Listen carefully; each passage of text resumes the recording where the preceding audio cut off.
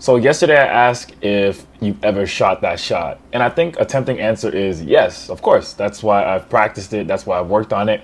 But nested within that original question is the question of, can you replicate the shots from the game in practice?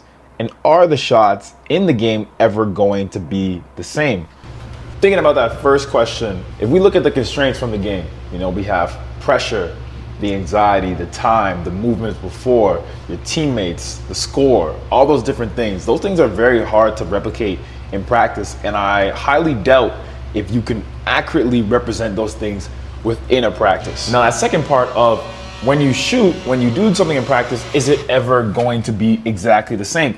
And the answer is actually no. We haven't talked about the science behind that exactly yet, but it is quite literally impossible to do the exact same thing every time. And that's because of the changing constraints. That's because of the way our body is set up, like our biological system is set up, among a host of other things.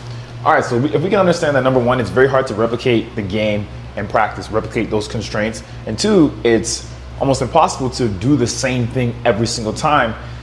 This is the crux of the issue and why that question is very important. Have you ever shot that shot? No, you never have. You never have actually practiced the shot in the game. You can't possibly ever practice that shot. The shot will never be exactly the same. And this is where we need to talk about how we train and why we train. If you guys want a part 3 or you want more information breaking this down, leave a like, join the conversation below. Let's talk about it. I saw some great things on the last post talking about, we're trying to do the best we can so you can be prepared. Talking about runs, those are some great ideas. So let's build on that down below.